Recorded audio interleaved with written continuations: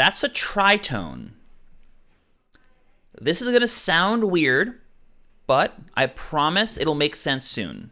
A tritone shares, let me rephrase it. Any given note shares a tritone with its tritone. So, this tritone right here shares this tritone. Playing this or playing this is functionally the same thing in different keys. You only change what note the root is, and you can ignore the fifth because the fifth is just color at this point.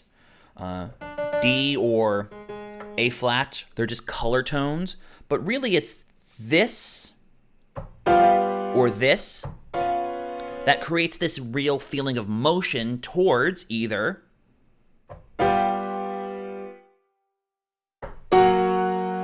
or this, right?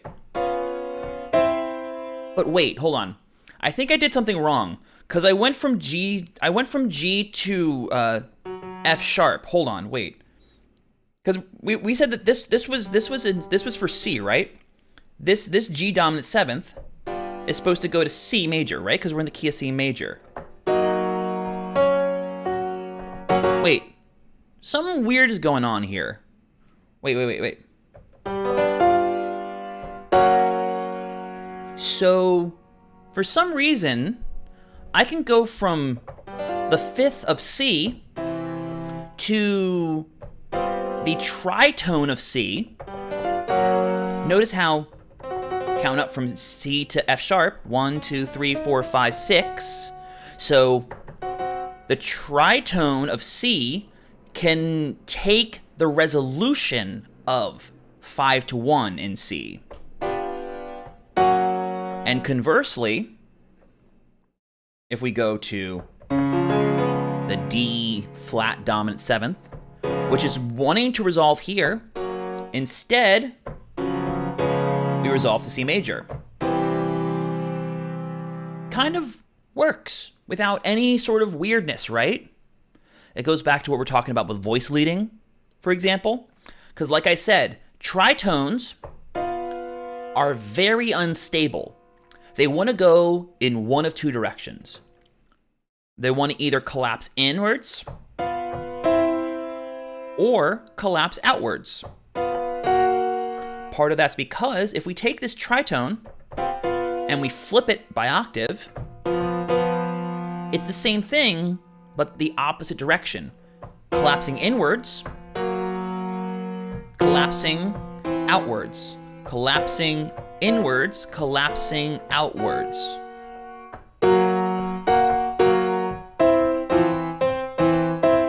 It's the same thing, but in an inversion, technically.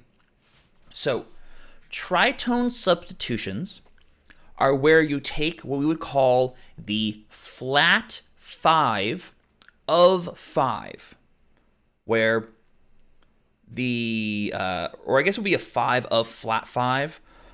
You're taking whatever chord is directly above by one note, your root, and adding the tritone. Yeah, the infinite buildup. I know, it's really kind of weird. Like I said, this is a little bit complex. It took me about a year to really understand it.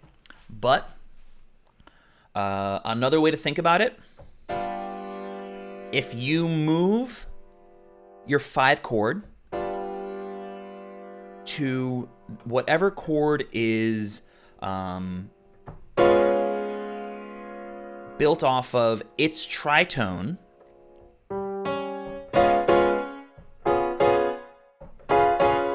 you can still resolve normally as if that is your 5 chord.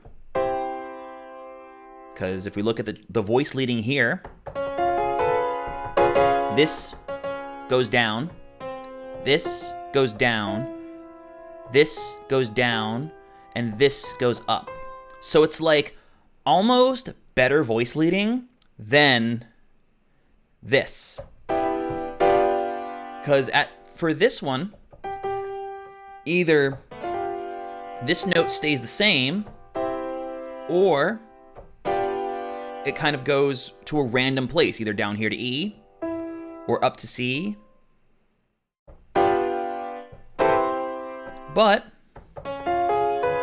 this, every single note has a really direct note, one half step, one semitone away to resolve to. I bet this is used a lot for key changing. It can be. You can do that. Because like if I'm in, say, C major, and I want to go to D minor, I'm going to go to a dominant seventh, and now I'm as far away as I can be.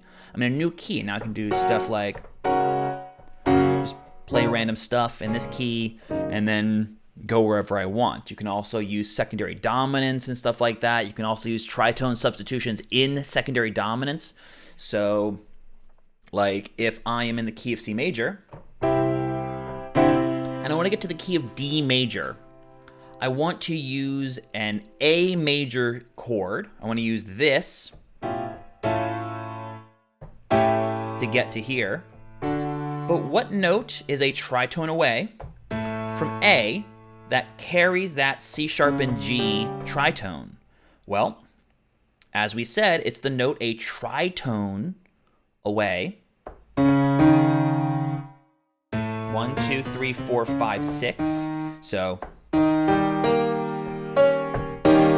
this chord right here, this E flat dominant seventh, can resolve to our D. So we can go something like C major, F major, and then I'm going to go to E flat 7, which is going to be here. And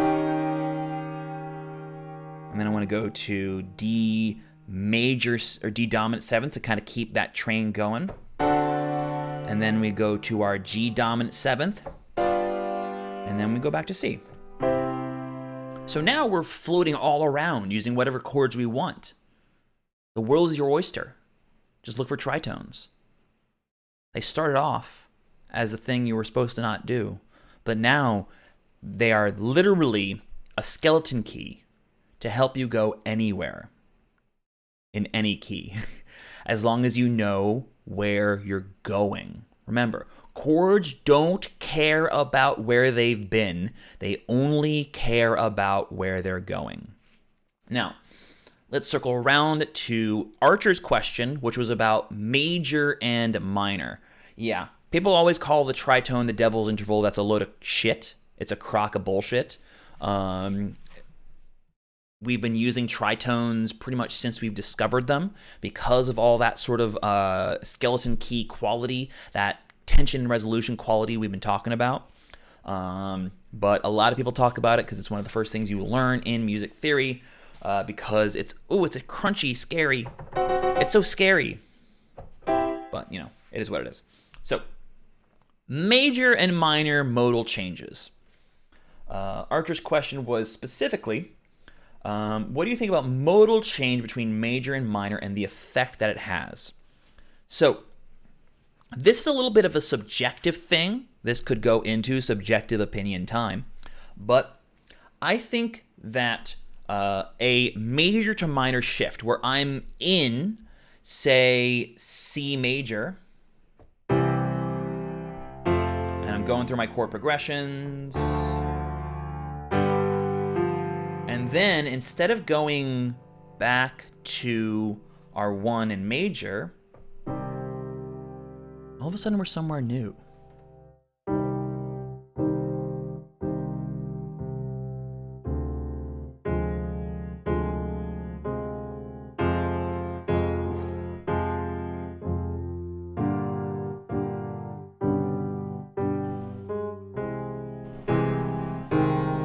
Like completely, yes, just like Aladdin. But we've completely shifted the mood from major, which feels bright, sunny, open, hopeful, a little bit old, to something that feels more somber, more melancholy, more dark. Not necessarily happy, not necessarily sad. I do not personally like saying major is happy, minor is sad. I much prefer saying that major is very bright, it's very sunny, whereas minor is very dark. It's like a shadow or like the shade. And hopefully y'all understand, if you spend all your time out in the sun, you're going to get burnt.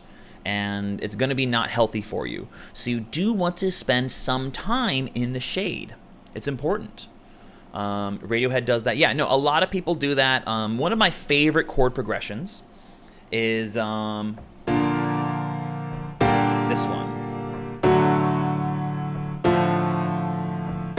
Just a simple 4-bar loop.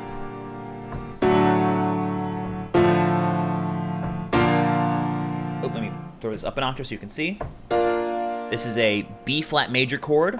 It's moving to a G minor chord. And then we're moving to a D major chord, which falls down to a D minor chord. And it resets.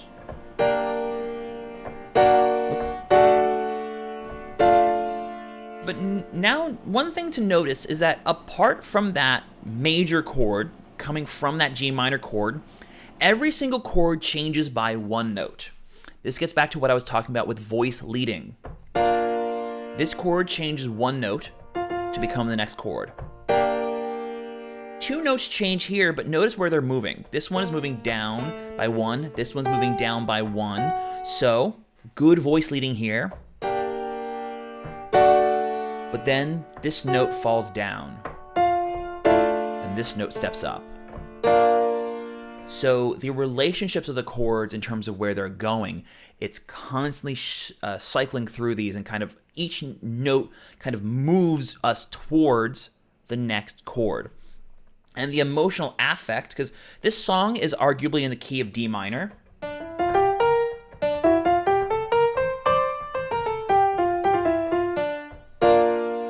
But what if I go to just that, D minor? Remove that major chord.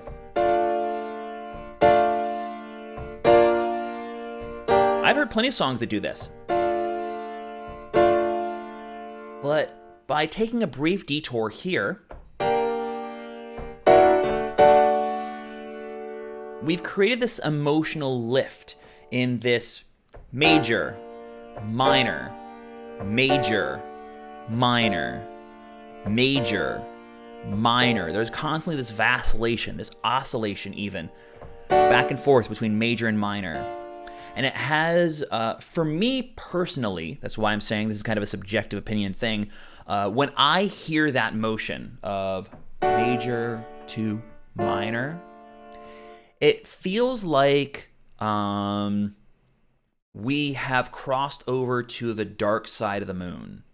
We haven't really changed our emotional context of the song, but we have reached a place that is cooler, that's more drawn back, that's more reserved than before. This major chord, it's reminiscent of something in classical music theory known as the Picardy third, where if I'm in a minor key, instead of going back to our minor one, I could go to a major one. Let me go back here. This is very common in the Baroque era and before, where it was expected that you ended on the major resolution at the end of your song because it felt stronger.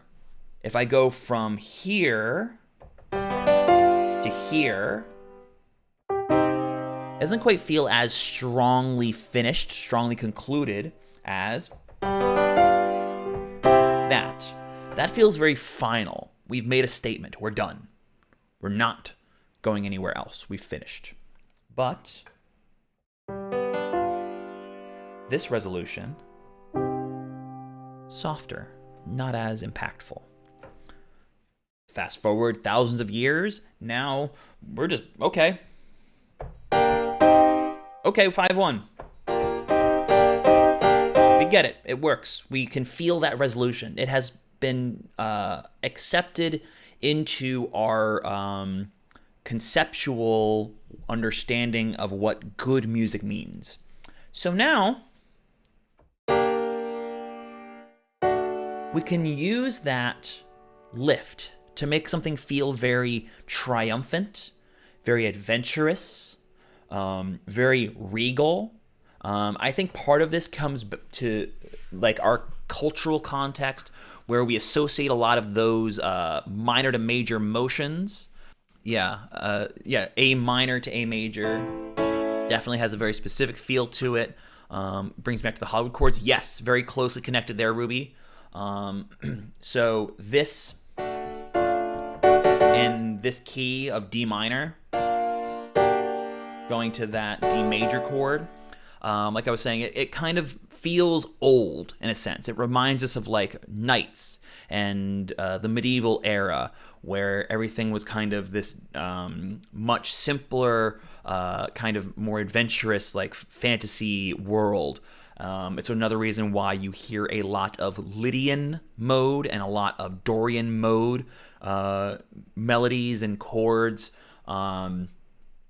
in music that's meant to evoke a feeling of adventure, music that's meant to invoke a feeling of wonder and exploration. Like Zelda uses a lot of Lydian and Dorian because it has that kind of old-timey feel to it in a sense.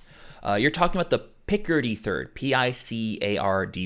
Picardy third is the dude who got that major thing, yeah.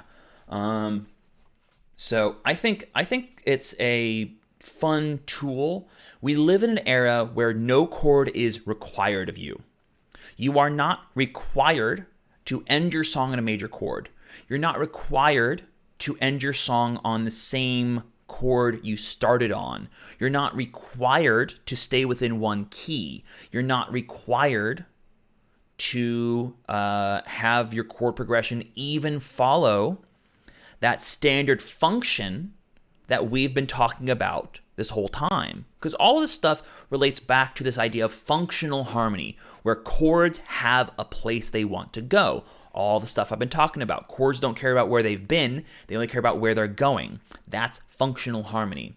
But if a chord doesn't care about where it's been and doesn't care about where it's going, they're just colors moving together. I need more on Monday. No, you can get it. It'll take time. It'll take time. Don't worry. Stick around the streams. Ask questions. I will always try to answer. But I can't think of much else to say about it, Archer. I think it is a really, really cool idea. I would say I personally really like it, but it is a thing that pulls you further and further away from what I would call the comfort zone of your average listener. And yeah, I understand. I'm generally just spitting information. Yeah, I'm generally just spitting information on these streams. Don't feel guilty, how's it going, Bokanon, if you get confused or lost at any point. I have no problem talking about beginner subjects in just as much depth as I talk about these more advanced concepts. So don't feel like you can't ask simple questions. Simple questions are just as valuable as these more complex ones, such as mode mixture, tritone substitutions, etc. You don't need to use most of that stuff. You don't need to use it, but now you know you have the option, which is the key here.